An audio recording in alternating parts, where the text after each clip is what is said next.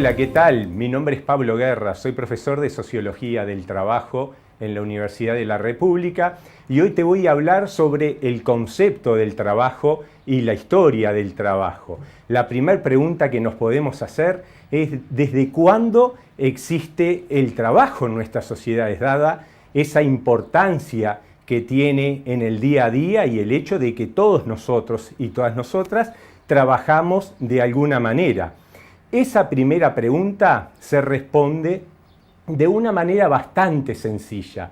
Tenemos trabajo desde que tenemos especie humana. ¿Qué quiere decir? Que nos podemos retrotraer 2 millones de años atrás con nuestros antepasados, los Homo habilis, una especie que ya comenzaba a tallar la piedra y tallar la madera. Probablemente la primera herramienta que construye la especie humana haya sido un pedazo de palo con una piedra tallada y creamos una lanza. Probablemente haya sido eso, probablemente haya sido el roce entre dos piedras para tener algún instrumento de corte. Bueno, el Homo habilis crea el trabajo 2 millones de años atrás. Y te quiero contar una muy breve historia de ese trabajo. Durante millones de años, cientos de miles de años, en el Paleolítico, básicamente los pueblos antiguos trabajaban por lo que se conoce tradicionalmente como la caza, la pesca y la recolección de alimentos.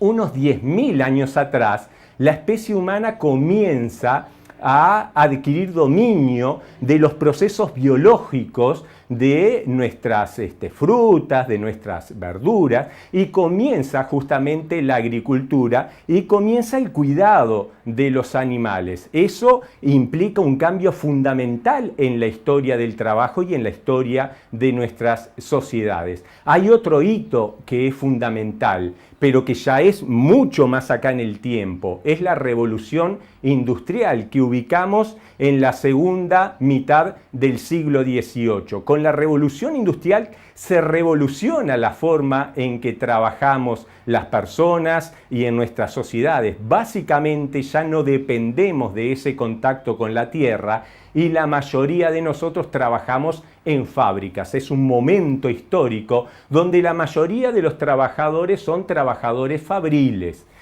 Actualmente nos estamos preguntando acerca del futuro del trabajo.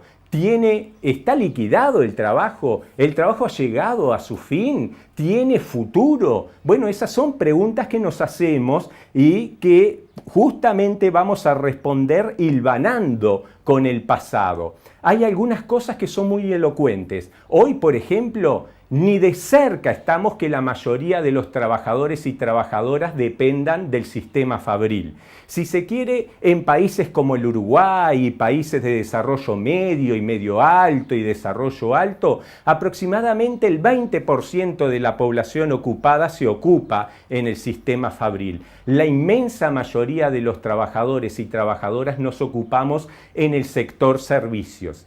Pero ese no es el único cambio fundamental, hay otros. Por ejemplo, lo que se denomina la cuarta revolución industrial, o sea, toda una serie de familias de cambios tecnológicos vinculados a la nanotecnología, vinculados a la informática, vinculados a la automatización más compleja, a la robotización, etcétera, etcétera, que hace que muchos piensen si el trabajo se nos termina, ¿qué será de nosotros dentro de algunos años? Y bueno, las respuestas son más o menos complejas y hay diferentes alternativas, pero me parece que hay algo clave que nosotros tenemos que reconocer en este momento, y es que probablemente cambien las formas de entender al trabajo, pero el trabajo desde el punto de vista antropológico, en el sentido de eso que nos permite transformar el contexto, pero también transformarnos a nosotros mismos.